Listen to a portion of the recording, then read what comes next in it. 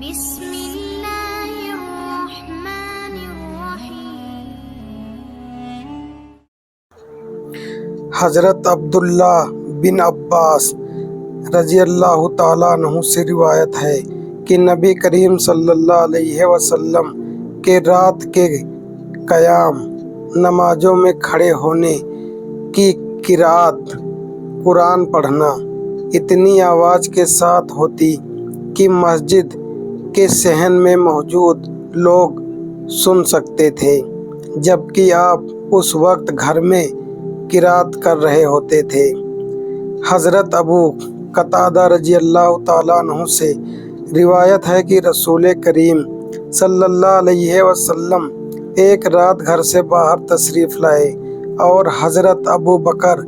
صدیق کے پاس سے گزرے، جو بہت ہلکی آواز میں قرات کرتے، قرآن پڑھتے ہوئے نفل نماز ادا کر رہے تھے۔ پھر آپ حضرت عمر کے پاس سے گزرے تو وہ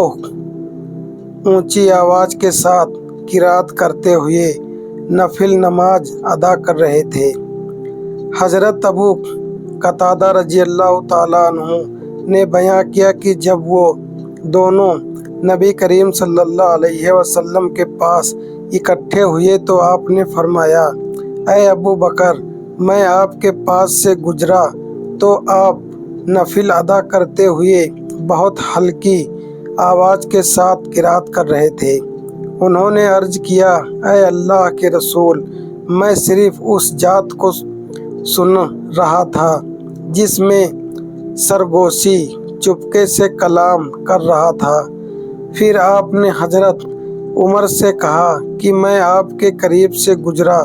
تو آپ نفل ادا کرتے ہوئے اونچی آواز کے ساتھ قرات کر رہے تھے۔ انہوں نے عرض کیا، اے اللہ کے رسول، میں اپنے قریب کے سونے والوں کو جگانا اور شیطان کو بھگانا چاہتا تھا۔ اس پر نبی کریم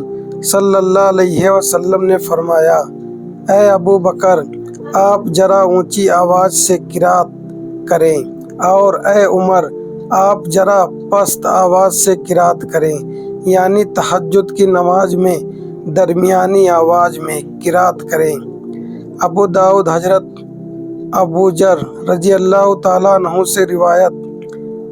ہے کہ رسول کریم صلی اللہ علیہ وسلم نے ساری رات صبح تک ایک ہی آیت مبارک کی تلاوت کرتے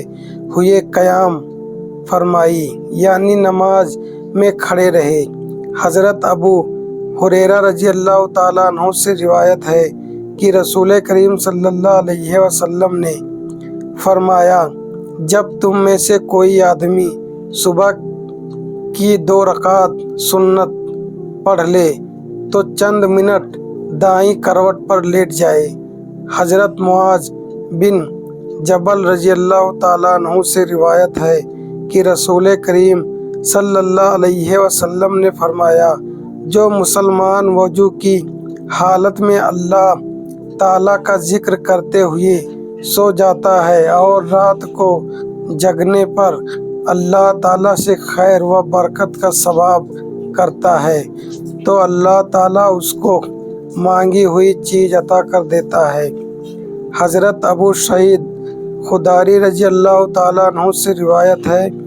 کہ رسول پاک صلی اللہ علیہ وسلم جب رات کو تہجد کے لیے کھڑے ہوتے تو تکبیر تحریمہ اللہ اکبر کہتے، پھر یہ پڑھتے، اعوذ باللہ السمیع العلیم من الشیطان الرجیم من ھمزہ ونفخہ ونفثہ۔ میں اللہ رب العزت کی پناہ مانگتا ہوں جو ہر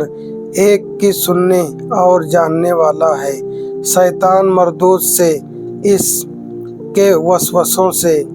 دل میں ڈالنے جانے والے خیالات، اس کے تکبر اور اس کی جھاڑ پھونک سے۔ حضرت ابو سعید خدری رضی اللہ تعالیٰ عنہ سے روایت ہے کہ میں نے نبی کریم صلی اللہ علیہ وسلم کے حجرے کے دروازے کے پاس सोता था। जब आप रात को नमाज अदा करने के लिए उठते तो आप सुबहान रब्बिल आलमीन, दोनों जहानों का पाक है, काफ़ी देर तक पढ़ते रहते। फिर सुबहान व बिहम्दिही, अल्लाह पाक है, मैं उसी तरीक़ों के साथ उसकी पाकी बयान करता हूँ, काफ़ी देर तक पढ़ते रहते। हज़रत अबू उम्माम रज़ी अल्लाहु अन्हु से रिवायत है कि रसूल करीम सल्लल्लाहु अलैहि वसल्लम ने फरमाया, रात को क़याम करो, ये तुमसे पहले नेक लोगों की आदत थी और ये तुम्हारे रब की नज़दीकी, बुराइयों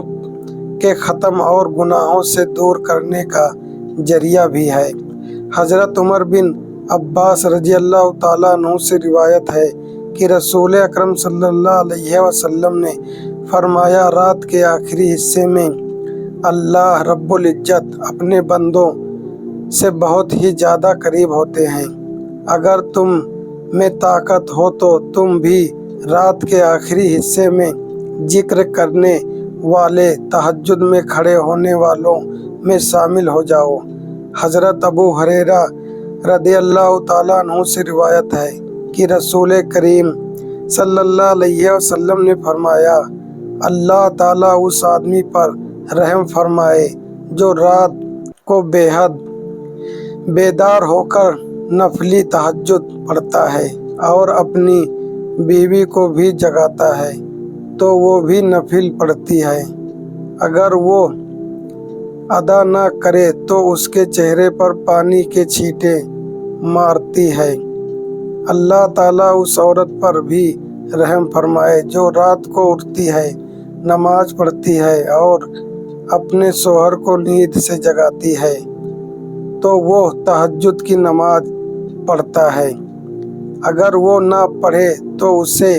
के चेहरे पर पानी के छींटे मारती है। जब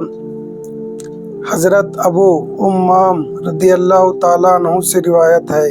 कि रसूल अकरम सल्लल्लाहु अलैहि वसल्लम से पूछा गया, दुआ कब ज़्यादा कबूल होती है? आपने फरमाया कि आखिरी हिस्से में और फ़र्ज नमाज के बाद। हज़रत अबू सईद खुदारी रज़ी अल्लाह ताला अन्हु से रिवायत है कि रसूल अकरम सल्लल्लाहु अलैहि वसल्लम ने फरमाया,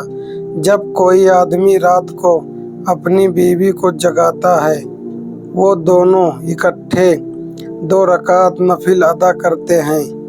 या वो अकेले अदा करता है तो उन दोनों को जिक्र करने वालों में लिख दिया जाता है। हज़रत इब्ने उमर रज़ी अल्लाह ताला अन्हु से रिवायत है कि हज़रत उमर फ़ारूक यानी उनके वालिद को रात में जिस कदर तौफीक मिलती नफिल अदा करते और रात के आखिरी हिस्से में नफिल पढ़ने के लिए अपने घर वालों को भी जगाते और उनसे मुख्ताबिक होकर फरमाते कि नफिल नमाज पढ़ो। फिर ये आयत करीम तिलावत करते, अपने घर वालों को नमाज का हुक्म दो और नमाज पर हमेशा पाबंदी इख्तियार करो। हम तुमसे रिज़्क का सवाल नहीं करते बल्कि हम तुम्हें रिज़्क अता करते हैं और परहेजगारों का अंजाम बहुत ही अच्छा होता है।